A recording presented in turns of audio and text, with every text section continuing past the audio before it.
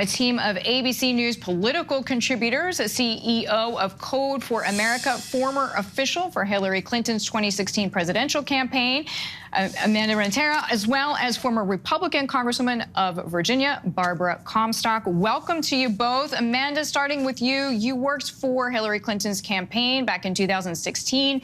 Then candidate Trump repeatedly slammed Clinton aides for pleading the fifth during the investigation into her use of a private email server while she was Secretary of State. We're going to listen quickly to this clip.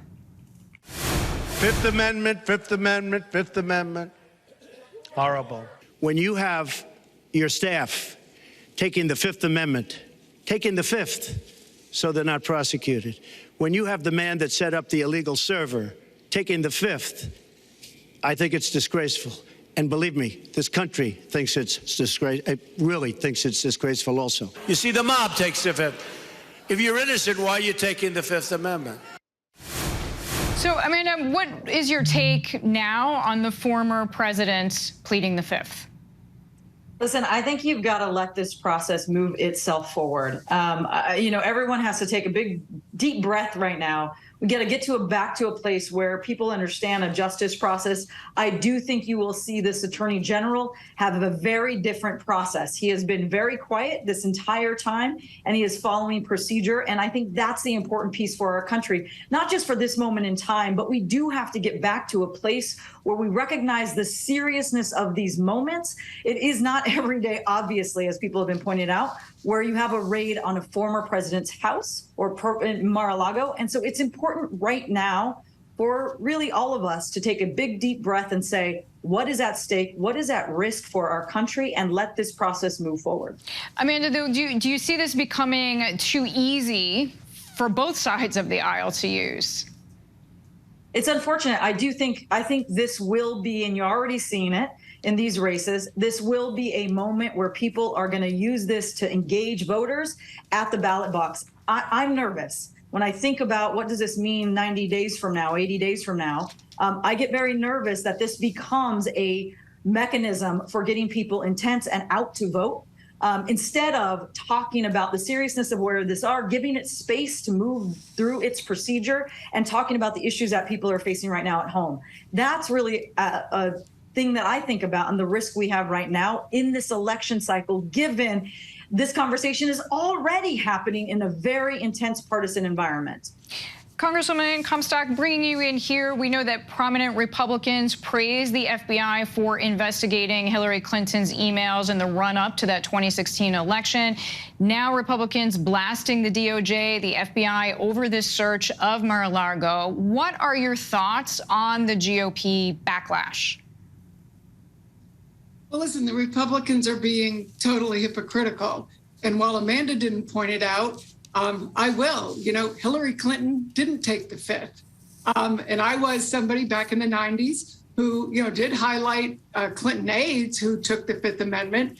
But I worked with Dave Bossie, who was the Donald Trump deputy campaign manager. And back in the 90s, Dave Bossie blasted Hillary Clinton people for taking the Fifth Amendment. And in fact, we passed a bill to make it possible to bring people in front of Congress and make them take the Fifth Amendment under, the Klieg lights, because at that time you couldn't take somebody in front of the cameras and make them take the Fifth Amendment and in front of the cameras. So if the January 6th committee wants to bring Donald Trump in front of the cameras to do it, they can thank Dave Bossie, because he was part of that process, ironically. So Donald Trump can thank Dave Bossie. So there's a lot of hypocrisy going around here.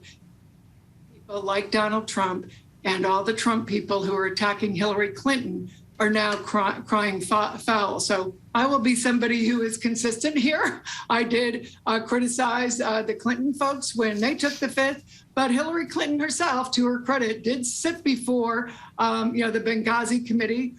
She did answer the questions. She didn't take the Fifth Amendment, but Donald Trump now is not doing it, even though this was, actually, there's a lawful subpoena of his home.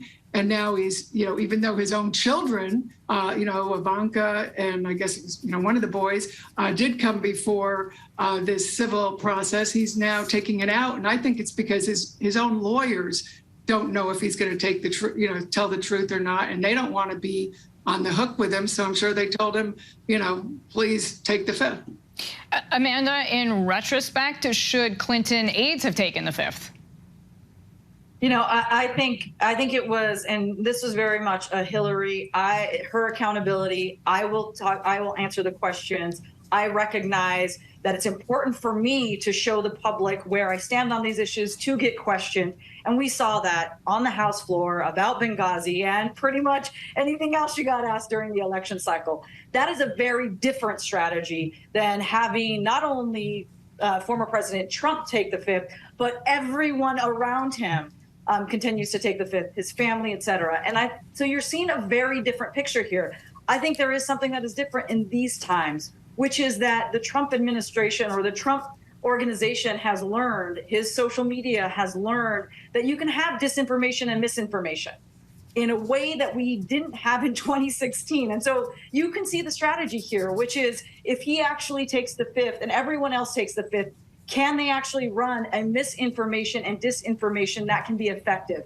That, for me, is one of the scariest moments for us as a country, which will we continue to push big lies? Will we continue to be led by misinformation and disinformation?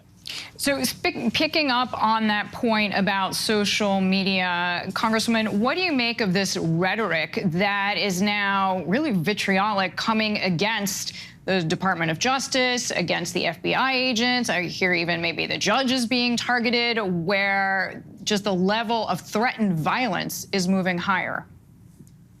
Well, it's very irresponsible. And I would call upon Trump's real lawyers, Evan Corcoran, John Rowley, John Irving. I actually worked with all these lawyers on Capitol Hill. I know them.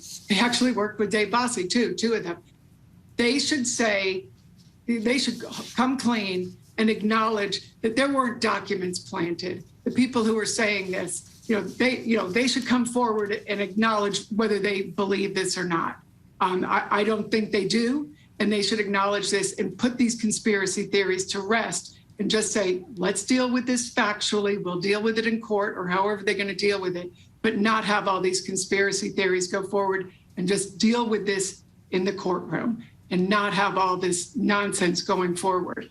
They need to take this responsibly. They have law licenses. Barbara, Amanda, thank you both. Appreciate it. Hi, everyone. George Stephanopoulos here. Thanks for checking out the ABC News YouTube channel. If you'd like to get more videos, show highlights, and watch live event coverage, click on the right over here to subscribe to our channel. And don't forget to download the ABC News app for breaking news alerts. Thanks for watching.